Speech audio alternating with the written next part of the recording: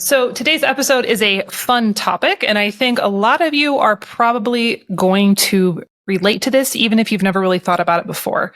I mentioned this over on social media a couple weeks or months ago. I can't remember. And I got a ton of really positive feedback, a ton of people saying that they felt seen, that they finally felt like they weren't so weird. So I'm really excited to talk about it today. It seems like a common trait among old-fashioned people like you and I. So if nothing else, maybe listening to today's solo episode will have you feeling not quite so alone. So what am I talking about? Well, I'm talking about this idea that I've known about myself for a while, but it took me a long time to really kind of verbalize it. And it's this concept that I feel fun or I perceive fun differently than many other people, than most people. And I've actually been like that for a really long time. I don't know if it's just how I was wired from birth. I don't know if my childhood kind of set me up as that. I've always been, I'm a firstborn daughter, so I'm kind of a high achiever. I like to get things done. So maybe that's part of it. But I really, really started to notice it all those years ago when we were initially building our homestead and we were in that grind it out phase. I felt like everything needed to be done. I'm sure those of you who are in that beginning stage of homesteading, you know what it feels like. Like there's not enough hours in the day. All the projects are nagging at you mentally. You need to do everything all at once and you walk outside and you just feel overwhelmed. So that's where we were at. And we needed to build fence and fix barns and do roofs and fix our porch and build on our house. And like there was so much to do.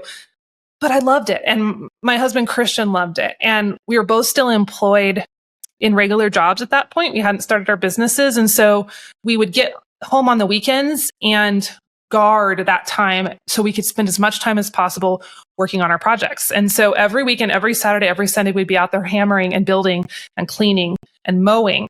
And we loved it. And I remember so many times while we were doing that, our neighbors would drive past our house on the way to the lake. And they would always invite us to the lake and we'd always be like, oh, sorry, we have to stay home and build fence, which I'm sure they thought sounded super lame. Maybe it is. But they'd drive by with their trucks and their campers and their boats and we'd wave and they'd wave back. And I'd look at them and I'm like, I would still rather be here building fence on my property than going and hanging out on the lake. And I'm like, what's wrong with me? Why am I like this? Because it genuinely felt like more fun to be working on projects. And so I've continued to kind of chew on that idea for a while. It hasn't changed. I haven't gotten any better. I still prefer fun in a very unconventional sense. And sometimes to this day, I'll be hanging around people who are more conventional fun lovers. You can kind of tell they were party folks in their younger years, the traditional things that humans do to have fun. And I always feel like an odd man out. And it's not that I'm not comfortable with myself or confident. I mean, I like who I am. I like how I'm wired. I'm proud of being kind of a crazy achiever, but I still sometimes sit back and go, why are we so different? So after talking to a bunch of you on social media, I know I'm not alone. So I want to dig into this deeper today. And if you've ever been accused of being a fun hater, well, you may have found your tribe. So keep listening. Here we go.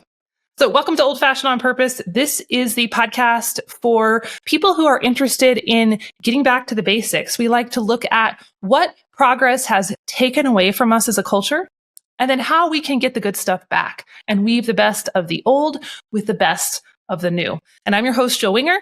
I have been homesteading way back before it was cool. We bought our homestead in 2008 and I have been working on it ever since. And of course, it's still a work in progress, but I love sharing and teaching these old-fashioned and heritage skills. So that's what we're talking about today. Sometimes we go on the practical side. Sometimes we go more on the high-level thought piece side. And today we're just creating some interesting observations about this homestead or old-fashioned minded crew of people. So I was doing an interview a while back, I think last fall, and they asked all the typical interview questions. And then towards the end, I could tell they were going through the list. They asked me, Jill, what do you do for fun?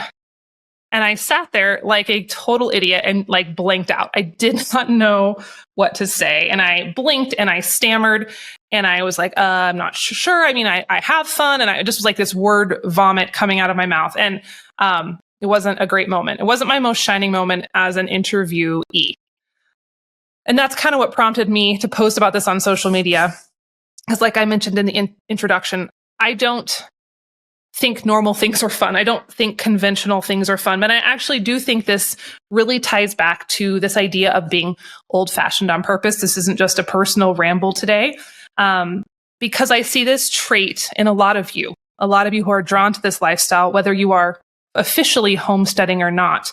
You think different things are fun. And so I've been doing some reading and some researches. Why is that the case? Is it normal? Is it not normal? Not that it really matters. I'm happy to not be normal, but I'm just interested in this cultural perception. So if you think about it, the idea of fun in our modern sense is usually related to consuming, right? You go to the bar and you consume beverages or food. You go to a concert and you consume the entertainment. You go to a sporting event and you consume the event as a spectator, right? Or even just staying at home and watching Netflix, you're consuming something that someone else created.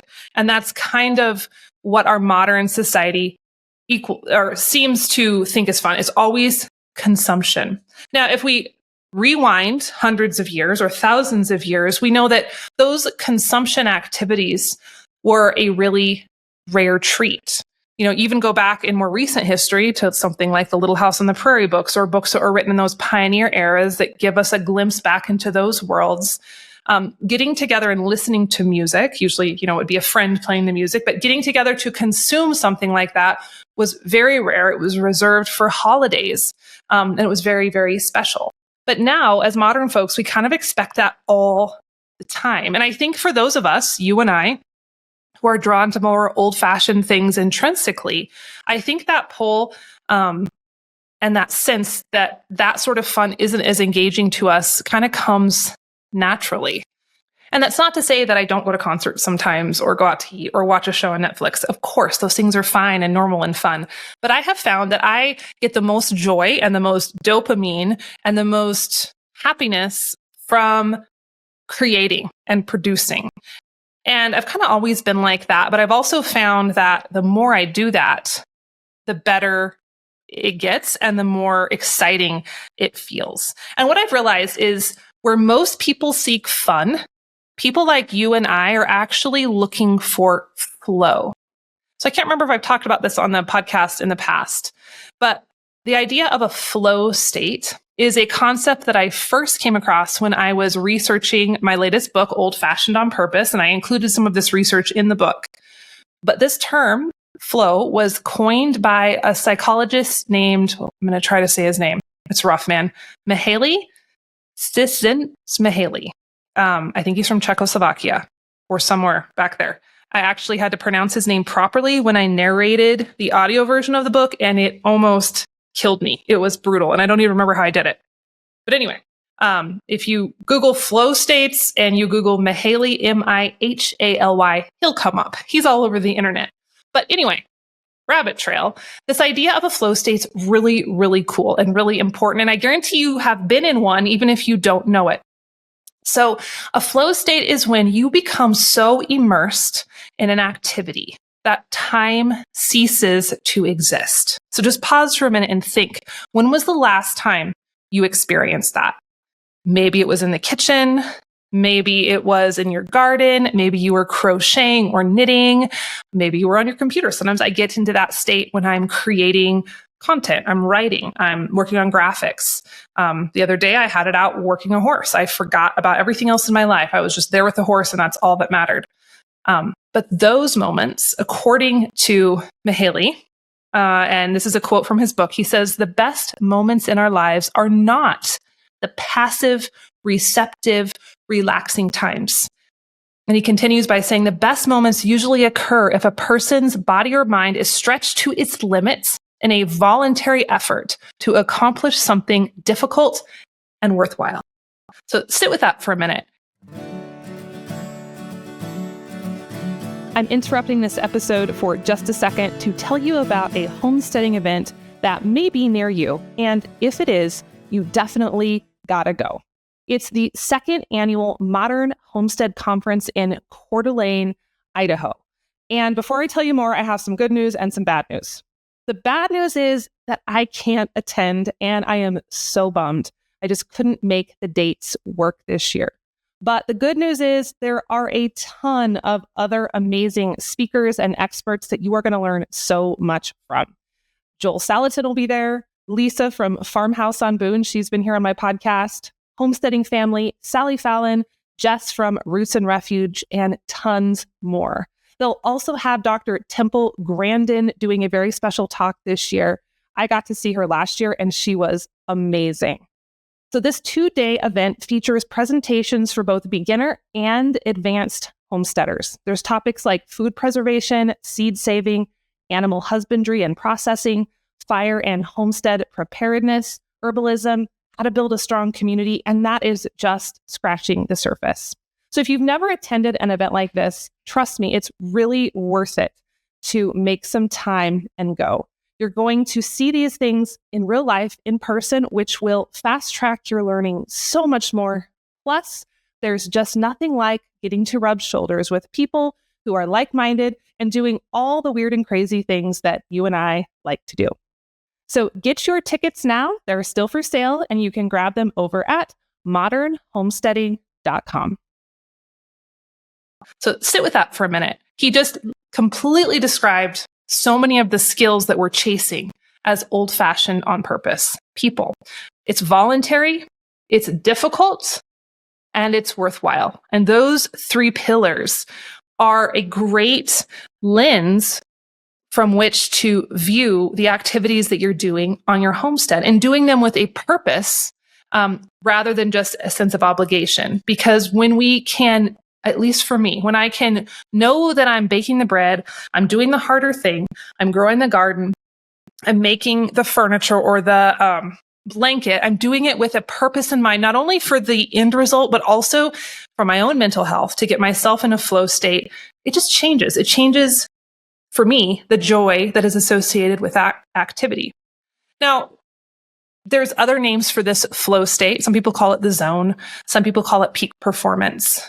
But all I know is that once you have felt it, you go through a brick wall to get it again. And I think that's why, for me, just watching Netflix or just going to a concert or just going to a football game, it doesn't feel as amazing as the feeling and the dopamine, because we have those brain chemicals at work as well, that come when I'm in a flow state out in the garden doing the manual labor. And sure, maybe there's some sweat and some effort involved, but that doesn't negate how awesome I feel in my brain when I'm creating and producing and in flow. And I think when we drill it all down, that is why people like you and I hunt those experiences over passive consumption. And I have a hunch, and this is kind of my secret evil plan here to take over the world, not really, but when I'm introducing these skills to people, these old-fashioned skills, especially to people who are a little bit skeptical, I know that if I can just get them started and get them a little win so their brain gives them some dopamine, odds are I can step back and they will be self-motivated to continue that behavior, right? If I can help someone make their first loaf of bread with all-purpose flour or with yeast, or just even if it's imperfect, even as simple as it can be, it doesn't have to be advanced. If I can get them a little bit of a win with that, they're going to feel so good and so accomplished, they're probably going to want to do it again. And I think that's a really big reason, the reason that the homesteading movement is growing like it is, because those opportunities are so few and far between in our modern culture. You know, and I've spoken to this before, I've preached on this before. It's really the premise of my whole book, the Old Fashioned on Purpose book, is that we've reached this point of progress and industrialization, that ease is our God and convenience is our God, and we worship them above all else. And they're not all bad, right? I've said it before. I'm sitting here in this fancy podcast studio recording for you. It's super hypocritical of me to say we should, ban all electricity and all technology. I'm not saying that. But as we have worshiped progress, we've taken all of these opportunities away from us and our children and our societies to experience those flow states. And I think if more people could, that maybe Netflix wouldn't be so attractive, or maybe video games wouldn't be as attractive. I mean, yes, those still play with the sensors in our brain, so we have to be mindful of that. They can still be addictive. But man, the real world when you're really engaged with it, it's pretty hard to beat it, right? So for me, I have found flow in a lot of areas in my life. And I would be interested to hear what you, as a listener, where you experience the most flow. It's come in all different areas for me. Sometimes I get it when I'm reading a book that's really engaging, usually like a nonfiction book, because that's kind of all I read, where I'm really chewing on the concepts. And it takes a little work to get it, right? And that's why I like to read books that are harder reads, if you will. So I don't read a lot of fiction. I don't think there's anything wrong with fiction, but I find that the books that take a little bit of chewing to get through, I get more enjoyment out of, because then I get the dopamine from, oh, I grasped that concept. Oh, now I can apply that concept to my life. It just feels better. So I get into a flow state faster. I've had it while making cheese. Cheese is a fun one because it's difficult. And go back, remember those 3 aspects of a flow state. It has to be voluntary. So this is why we're probably not seeing a lot of flow states with children in traditional schools, right? It's not voluntary. Most of them are there because they have to be there. So this has to be a choice you make to pursue this. It has to be challenging. It can't just be something you've done repeatedly and you just go through the motions. And it has to be worthwhile. So it has to be something that is important to you, that it matters to you. And those are the 3 pieces. So books are a big one for me. Making cheese. Horsemanship is big when I'm really engaged in trying to get something figured out with a horse, and thinking through it, not just riding, right? But like really thinking about it. One that I really love is sorting cattle. When we wean in the fall or we're preconditioning or whatever, there's something about the process that it's like making all of my brain fire, and it's challenging. And I have to read my horse and read the cow here and read the cow here and make sure my position is right and watch what the other riders are doing and watch the gate man. I love it. Like I can literally feel my brain lighting up. It's challenging. It's voluntary. It's worthwhile. And I mean, I feel like my brain is just humming with happiness when I do something like that. I get a big charge out of renovating old buildings. You guys know that. Soda fountain in the houses we've done. Writing words on a page, growing things in the garden, experimenting with recipes. Please make your own list so you can start kind of identifying this in your life, because I think it's important not only to give more credence to these skills, that we're chasing, but also just to know what you can reach for when you're feeling out of whack. And anyone around me in my circles knows that when Jill is stressed, I need to go to the garden, or I need to go be outside, or I need to go make something. I need to get into the kitchen and be alone. I need to go ride a horse alone. That is what gets me back to center. And I think when you know what gets you back to center, that goes a really long, long way for our mental health. I was watching my son in a flow state yesterday. Some of you may have seen this story on Instagram. It was so funny.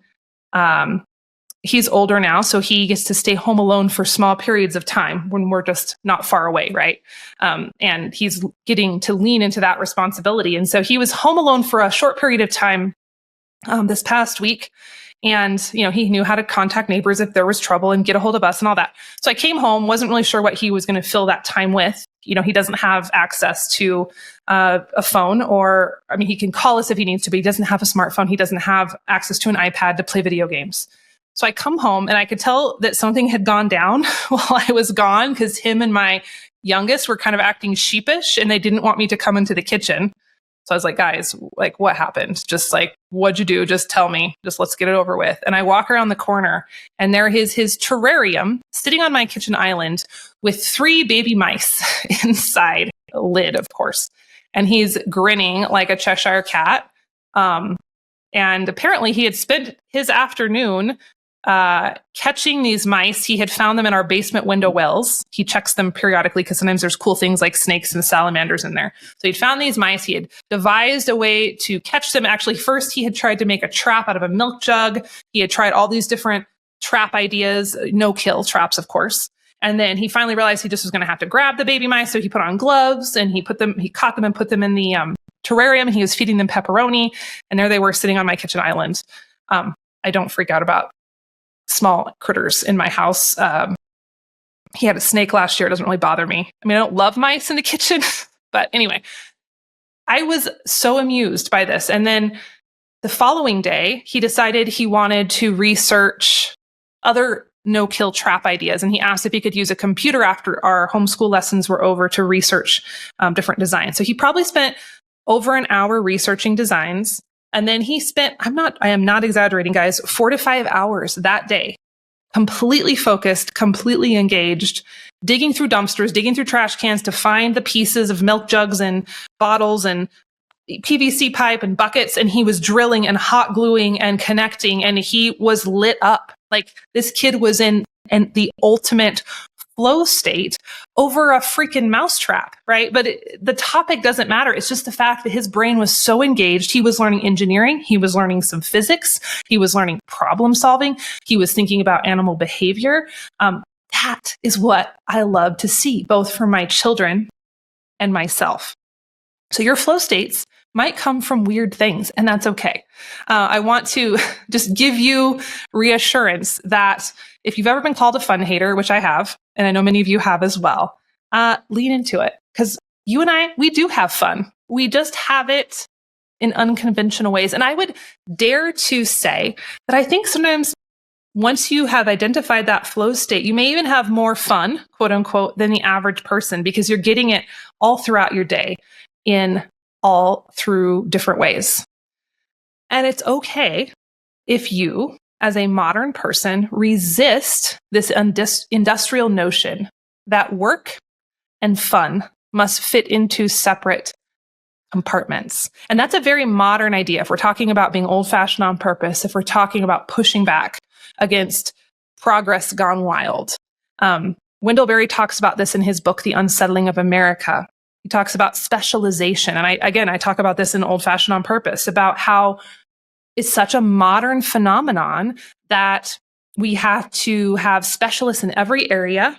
And even our entertainment is outsourced. That's not how it's worked for humans traditionally.